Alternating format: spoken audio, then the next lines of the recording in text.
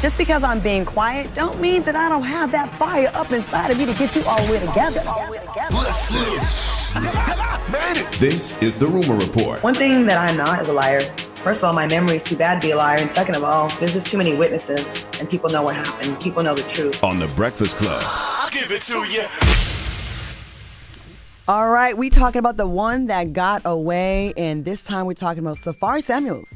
He denies that Nicki Minaj was the one that got away, but I kind of think she was. There's some audio about this. So is there one woman that you would agree that got away? Damn! I wouldn't say one that got away, but you know, sometimes when I look back at my life and you know certain situations, and now that I see the amount of things that I've been through, just when it comes to you know breaking up, you look back and say, damn, maybe you know we could have got through that. Care to name? I'll give a hint. We were together for a very long time. How long? You count. 10? All right, Safaree was with Nicki Minaj for about 10 years, and then he went on to marry Erica Mena. That lasted just 2 years, and they had 2 kids. So now there's rumors about him and Amara La Negra circulating. So I don't know. What you think? You think he regrets that? I think Claudia, he does. as a woman, Claudia, how do you feel if you in a relationship with somebody and they saying that their ex is the one that got away? How did that make you feel? Just asking. I'd probably want to put hands on him. I tell Safaree, nah, that ain't it, bro. That ain't what you need to be saying But it could've right been- now, this especially could've- if you're in a whole other situation. But this could have been before that, because I think they just announced the Amara La Negra situation. But I would also say that, remember, they've been so together. that wasn't a new I'm audio? not sure. I'm not sure when that interview came out, but okay. you know, remember he was with Nicki when they were damn near teens, growing up young. rapping with each other. They were young. So I think they started out more as a relationship. I think they were more friends at first. You know. You know what I hate about the whole one that got away conversation? A lot of times a simple conversation would help that, but one of the people is not really being, like, not doing it, you know? Correct. Fearful of saying it. I've had a couple times where the friends would tell me, such and such really loved you. I'm like, but he never told me. So listen, y'all, with all the stuff that's going on in the world, don't waste time. If there's someone that you feel like got away or you really love, let them know. Spin the block. Spin the block. No. That's only for the single people. Like if you in a relationship, you better not spin that damn block. Nobody's and you better not be publicly saying that person is the one who got away. If you're in a relationship. Yeah, we talk to the single people. Though. Yeah, that's right. This isn't for you People, two. yeah, absolutely. All right, moving on. Diddy and Jermaine Dupri's versus battle has not been confirmed, but people think it's going to happen. Y'all here for this?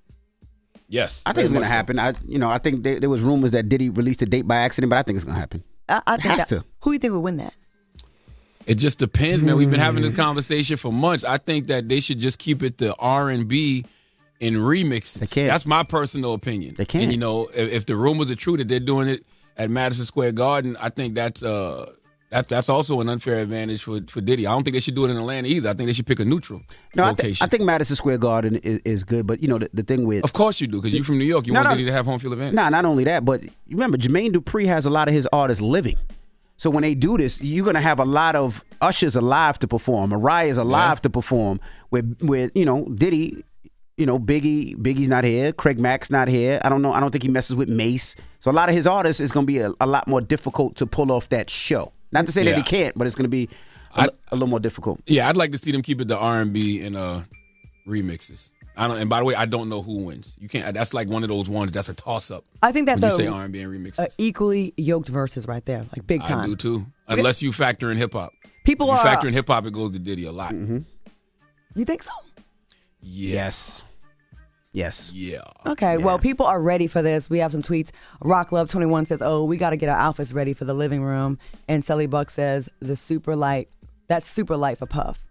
And then Big Mop not 6, light. No, it's not light. Big Mop 6 says Jermaine Dupri sweeping him 7-0. It could be possible. Listen, it could be possible too. And I'm gonna tell you something. Even with the hip hop conversation, that could be generational as well, right? Because we're not gonna sit here and act like Jermaine Dupri ain't attached to some like some hip hop, some legendary hip hop Young records. Bloods, Bow Wow, Franchise Boys, Bone Crusher. I think people forget. Nelly. I think they sleep on Jermaine a little bit when it They comes to hip definitely hop. sleep on Jermaine. But I don't know why. I just don't know what you do when they do that performance and JD brings Usher on that stage.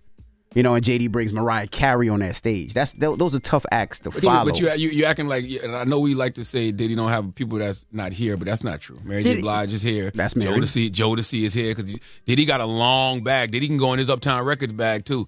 Faith is here. So you know what this 112 is? 112 is here. This is really Total is here. This could really be a Usher and Mary J. Blige battle, which Kim would be is here. amazing. But a lot of Diddy's people aren't doing well. He's going to have to bring out holograms. You know what, Claudia? You know. I'm just what? That's just It's not, it's very just real. not nice to say. He needs some of them need holograms. All right, what else we got? Am I Claudia? lying? Yeah, because Yes. you got to think, G-Dep is locked up, Black Rob's not here. A lot of Diddy's artists. There is a Out of all the people I just named, you keep naming people that's not here. There's a lot of people that's still here too, though. It's an unusual number of people that are not doing well. I'm just gonna go ahead and say it. But you also don't know their relationships, though. Are we all scared of Diddy right now? No, I'm just saying. No, I'm No. saying you don't know the relationship between the artists. Like, Mace and Diddy don't see eye to eye. So would Mace get out there? And Mace is, had a lot of Diddy's hits You too. need Mace there. See what I'm saying? Do you need Mace? I don't know if you need him. I think he was. You don't think he was a big He part was of such that? part of Bad Boy. You would need him there. man. I just think when you're going against Jermaine Dupri, it's going to be more R&B driven. I just think you need more of your R&B artists. Like I said, the Totals, the Got 112s, Jagged the Edge. Faith, the Mary J. Bliges, Escapes. the Jodeci's. Like, that's what you need. To me, that's what you need more of. But what do I know? Nothing. All right, moving on. LSU apologizes for Flau'Jae Johnson's controversial reference in a new song. She's that basketball player that's really doing her thing and a rapper. She deleted her latest rap video. She covered Lotto's Put It on the Floor. She received backlash and criticism for a lyric referencing 9/11. In this 9/11, blowing smoke just like them towers. All right. So she said in the 911 talking about the car, the Porsche. In the 911 blowing smoke, talking about blowing weed. And then she made the reference to the towers. It's just a slick line. It's a slick line. I mean, the towers were smoking. And she said R.I.P. in the ad lib. If you listen, Right. I just thought it was a slick line. But that's the conversation we had before. You Yeah. know, that's back in the day. People would look at those and be like, "Oh, that was a dope line." But when we play Biggie, they take that line out now. Yeah, but they didn't bleep that until after 9/11. Because if I'm correct, that first reference Biggie made, "Blow Up Like the World Trade," that was when The first bombing first happened. bombing. first bombing of the World Trade Center. Correct. Right? Was that Timothy McVeigh? No, that was Oklahoma. That was Oklahoma. Okay, who was the first World I Trade don't know Center if we bomb? got the name on that one. I was in I high don't school remember. at that time, Yeah. or elementary school. I was young.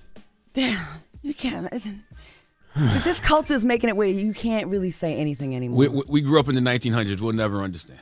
The 1900s was a wild time. Yes, it Archie was. Bunker, you would say the N-word on TV and no one even flinched. Yes, it was. But you can't say that because people were mad when Drake said something about Megan Thee Stallion. It was like it went too far. But now you're saying Flau'Jae didn't still go too far. I don't think that any of it's too far. This is rap. It's lyrics. They play with the lines. It's kind of dope to when people play with the lines. I don't think anybody should take it personal. It's rap.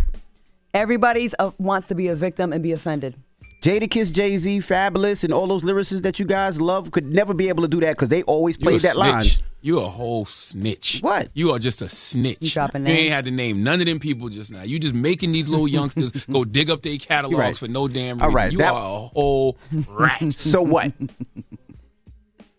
Oh, man, damn. Well, we do that now, yeah. So also, yesterday when I was watching the game, somebody sent me something. Somebody was watching Wheel of Fortune, and this lady was raising money, white woman was raising money for any charity that she want, and this is the charity she picked. I hope you win a lot of money tonight. You'll be winning it for. I am winning it for the Mental Wealth Alliance, trying to look at mental health as mental wealth. It's part of the Giving Back Fund, and I learned about this from Charlamagne the God. He was on my podcast and told me about this organization that he is part of, and they provide state-of-the-art mental health services to underserved Black communities all over the United States. All right. Well, hope you all win a lot of dough here tonight. Thank you.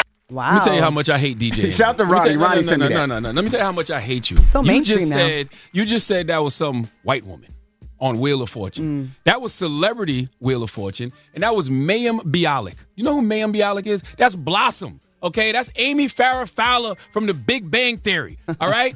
Salute to Mayim. How dare you just say that's just some random white woman on Wheel of Fortune? Okay? I don't know who she is. I didn't recognize. Jesus. I don't know who I she didn't- is. Jesus I Christ. didn't Y'all recognize- don't know Blossom? I know Blossom. I didn't know. How you say her name again? You don't know Amy Farrah Fowler from The Big Bang Theory? No. Mayim Bialik? That's you, Blossom Judy Bloom. That's your inner childhood. What's up with y'all? What's up man? with you? Charlamagne. Anyway, You know what? You're like a little inner white girl. He's You know a, who you are? He's a teenage white girl. Yes, he is. Anyway, salute to Mayim for she won $62,000 for my 62 nonprofit. she did. For the Yes. my nonprofit organization, the Mental Wealth Alliance, in conjunction with the Giving Back Fund, and just thank her for. I want to thank her for recognizing the work we are doing at the Mental Wealth Alliance. And every year we do our Mental Wealth Expo here in New York City. We're doing it again this year in October when we bring together all the therapists and psychiatrists and spiritual leaders, anyone who can help you on your healing journey. Last year, our keynote speakers were Sarah Jakes Roberts and Torrey Roberts. We had Nadra Tawwab Glover, Debbie Brown, Dr. Rita Walker, Resma Minicum has been there, and maybe this year we get Mayim.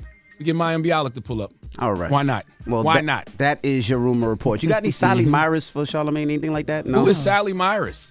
Oh, Miley Cyrus. See, I don't know none of them. Now, I'm going to be honest with you. I love when people get white people names wrong because they always get our names wrong. So I do it on purpose. Like, I'll be like, Elton John is in the Beatles. Sting is in the Beatles. I do that on purpose. Oh, my goodness. I like that. All you know what I mean? It's the Breakfast Club. Good morning. People's Choice Mix is next. Wake that ass up. In the morning. The Breakfast Club.